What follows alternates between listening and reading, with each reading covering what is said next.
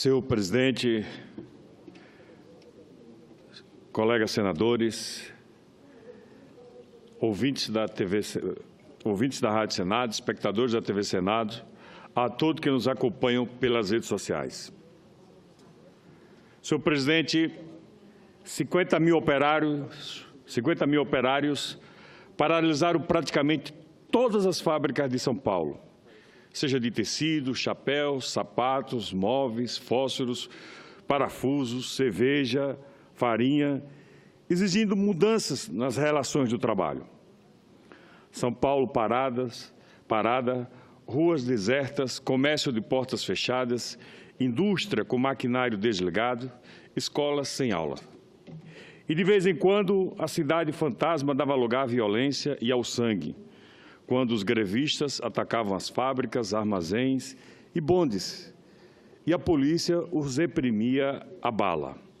A greve geral durou uma semana, deixando 200 mortos nos dois lados. Tudo isso, senhor presidente, colegas senadores, senadora Vanessa Graziotin, foi há exatos 100 anos, exatamente em julho de 1917.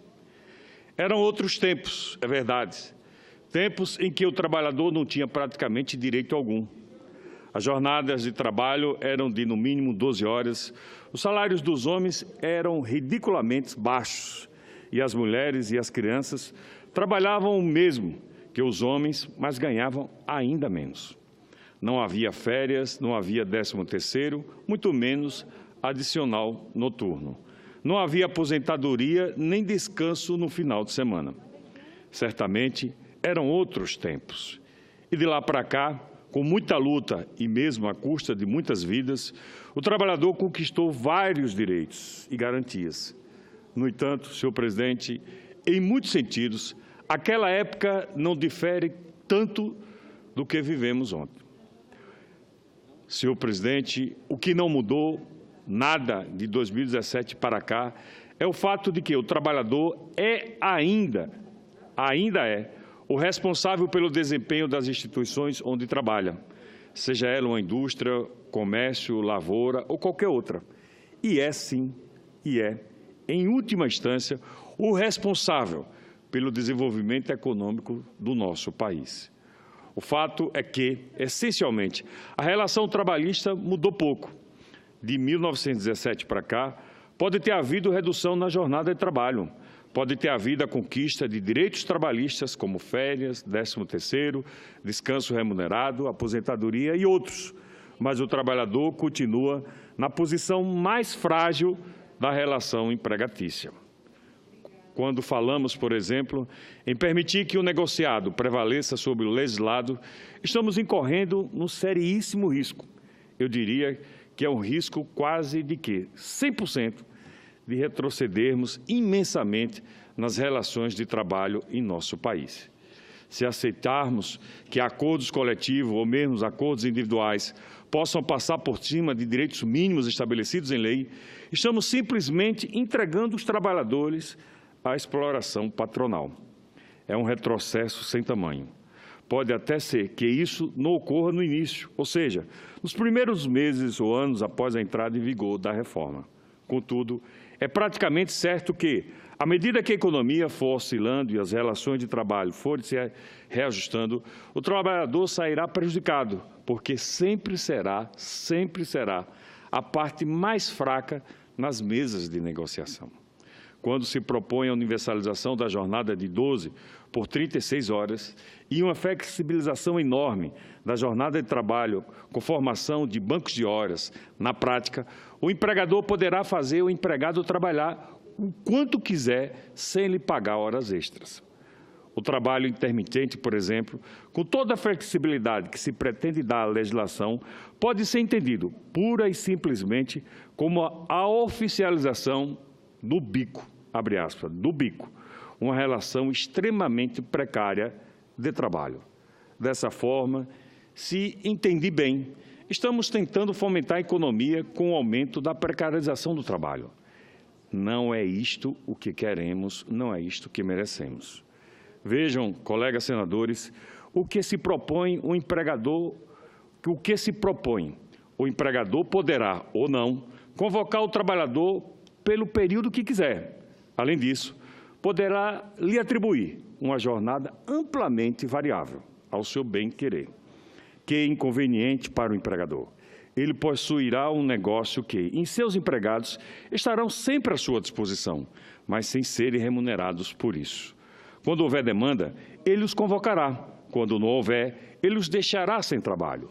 Ora, no mundo laboral, entende-se que o empregado entrega sua força de trabalho ao empregador, que assume o risco do negócio. Da mesma forma como está essa reforma trabalhista, o trabalhador passará a arcar com os riscos, além de vender a sua força de trabalho. É completamente desproporcional e injusto. É assim que vamos criar postos de trabalho? É assim que vamos aquecer a economia?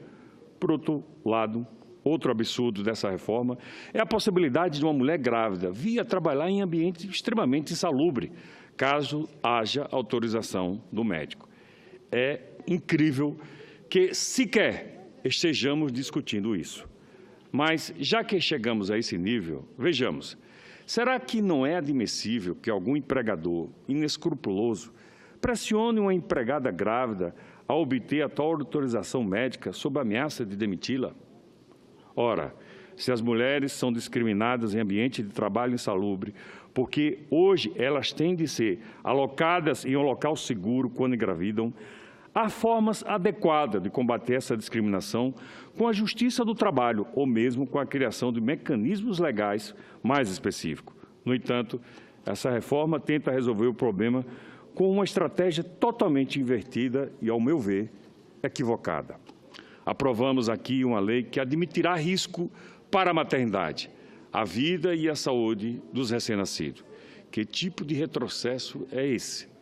Senhor presidente, colegas senadores, recentemente eu li um artigo no site da BBC, no qual um ex-presidente de um grande banco privado brasileiro defende a reforma trabalhista. Segundo ele, não se trata de tirar direitos dos trabalhadores, mas sim flexibilizá-los. Note bem a sutileza do termo, flexibilização de direitos. Ele acredita que a legislação trabalhista atual não favorece a criação do emprego e não induz em nada a produtividade. Ora, eu fico pensando aqui comigo, o que é esse senhor?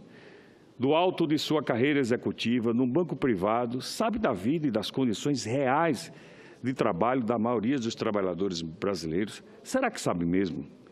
Eis uma pequena citação da fala desse senhor. Se não criarmos uma legislação trabalhista equilibrada, que dê condições para as empresas aumentarem a produção e gerarem riqueza, enfrentaremos um problema sério. Nunca teremos como resolver nossos problemas sociais. E eu continuo me perguntando, senhor presidente, o que é que um alto executivo de uma grande empresa, que ficou 23 anos à frente dos maiores bancos privados brasileiros, tem a dizer sobre os nossos problemas sociais?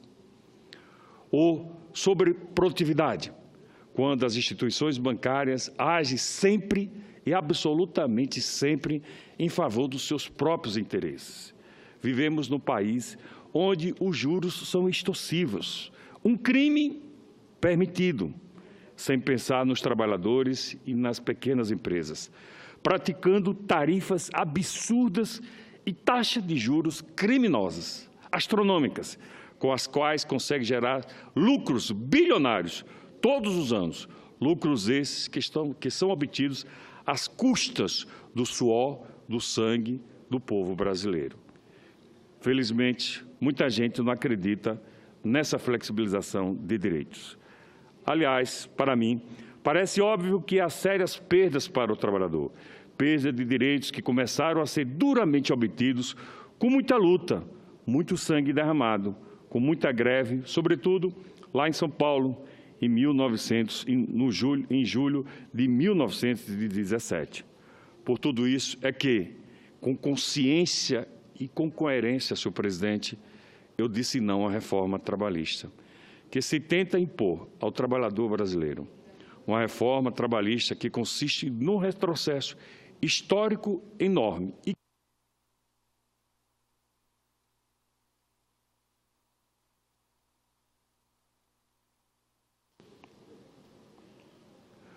uma reforma trabalhista que consiste num retrocesso histórico enorme e que, por isso mesmo, não mereceu o nosso apoio, senhor presidente. E para finalizar, eu gostaria de estar voltando aqui, senhor presidente, era a reforma tributária, porque no país onde existe mais de 94 tipos de tributos, sinaliza que se cobra mal, se cobra de quem não deve, se cobra de quem não pode pagar e estimula muitas vezes a sonegação, porque não tem como se fiscalizar adequadamente 94 tipos de tributos. Que diga o rombo da Previdência, senhor presidente. Muito obrigado.